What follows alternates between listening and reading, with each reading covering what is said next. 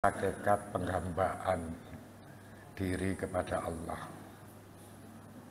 itu yang pertama kita harus tahu tujuan diberadakannya hidup kita di dunia ini. Di dalam surat Ad-Dzariyat ayat 56 yang insya Allah kita semua ini hafal, Allah berfirman, wa ma khalaqtul jinna wal insa illa liya'budun. Tidak aku ciptakan jin dan manusia kecuali untuk menyembah kepadaku. Jadi tujuan diberadakannya kita hidup di dunia ini tidak lain adalah untuk menghambakan diri kepada Allah.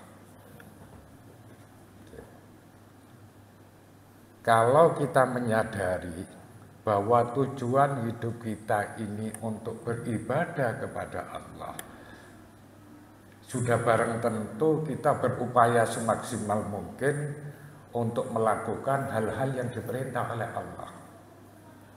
Sejatinya penghambaan diri itu adalah melakukan, menjalankan apa yang telah diperintah oleh Allah Subhanahu wa Ta'ala. Maka yang pertama adalah tauhidullahi wa ta'zimuhu ghayata ta'zim. Mengesahkan Allah dengan sepenuhnya. Artinya mengesahkan Allah dengan sepenuhnya ini tidak menduakan Allah Subhanahu wa Ta'ala. Kalau bahasa yang biasa dipakai oleh jamaah-jamaah itu la ma'buda illallah.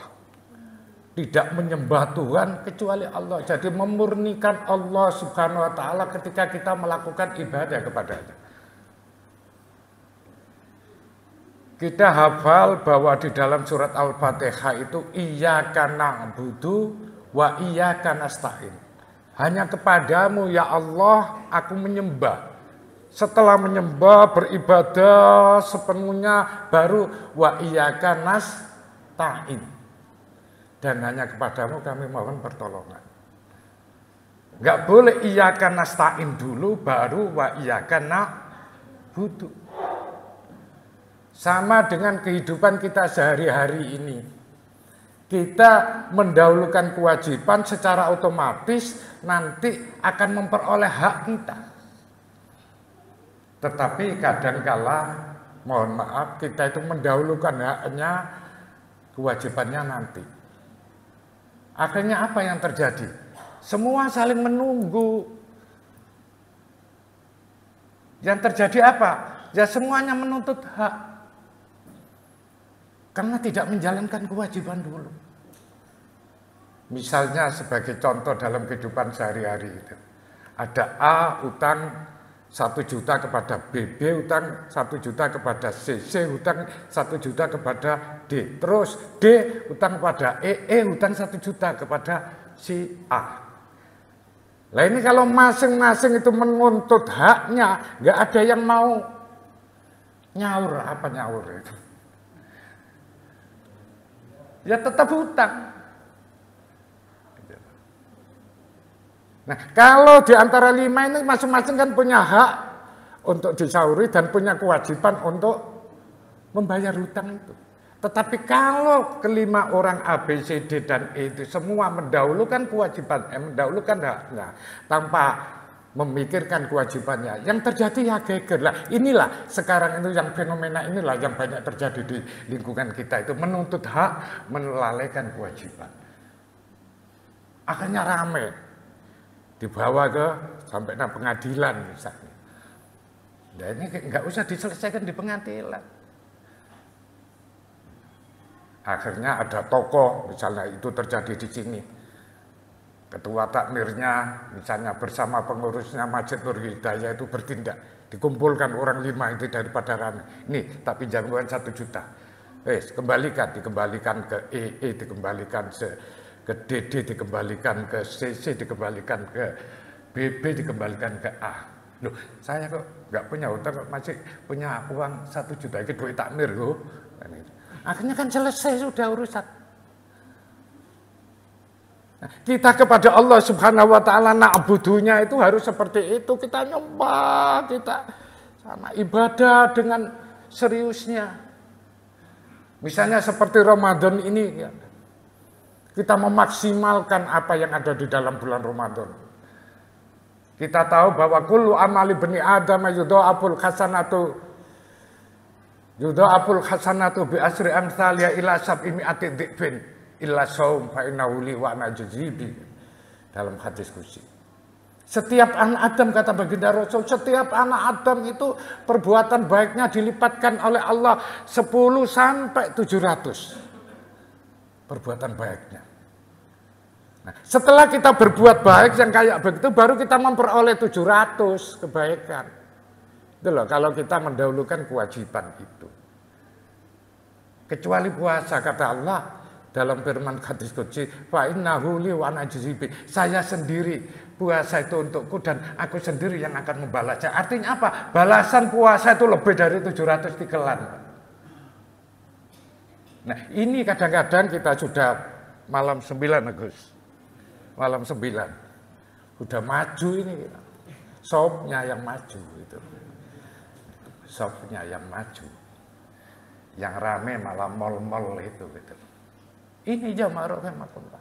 Jadi penghambaan diri kepada Allah itu totalitas. La ma'buda illallah, la maksuda illallah, la matluba illallah. Tidak ada Tuhan yang diminta kecuali Allah. Tidak ada Tuhan yang dituju kecuali Allah. Tidak ada Tuhan yang disembah kecuali Allah. Hanya totalitas kepada Allah subhanahu wa ta'ala. Itulah hakikat penghambaan diri kepada Allah sejatinya itu di sana itu. Setelah kita tahu bahwa tujuan kita hidup di dunia diberadakannya ini adalah untuk ibadah itu. Yang pertama tadi mentauhidkan Allah dengan sepenuhnya. Yang kedua ma'udiyat ibtigho'an liwajillahi wa talaban li thawabi fil akhirah. Melakukan segala aktivitas hanya untuk memperoleh ridha Allah, bukan untuk yang lain. Bukan untuk yang lain. Apalagi di masa Ramadan seperti sekarang ini. Kadang itu kita sudah malas itu. Jadi hampir tadi itu saya telepon Mas Udin itu.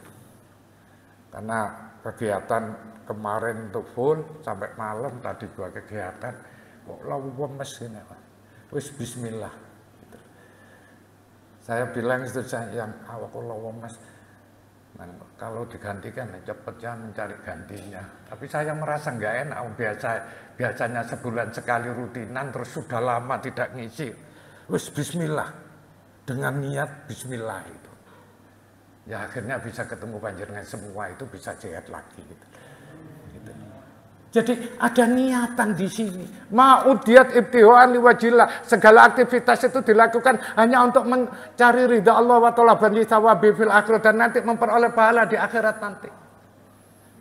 Karena kita tidak tahu balasan Allah kayak apa di akhirat nanti. Karena kita tidak tahu itulah. Akhirnya kita sudah merasa maksimal. Ibadah ini sudah merasa maksimal. Padahal semua totalitas yang kita lakukan itu bermakna ibadah kalau kita ibtigho'an liwajhillah. Misalnya panjenengan ini kerja dari rumah ke pekerjaannya di mana luar kota misalnya, tapi niatnya itu diniati biniatil ibadah. Niat mencari rezeki Allah di luar sana, kalau sudah memperoleh dibawa ke keluarga, untuk keluarga itu bekalnya ibadah. Kullu khutbatin ajrun, setiap langkah yang kita lakukan bermakna ibadah, Pak. Ada pahalanya.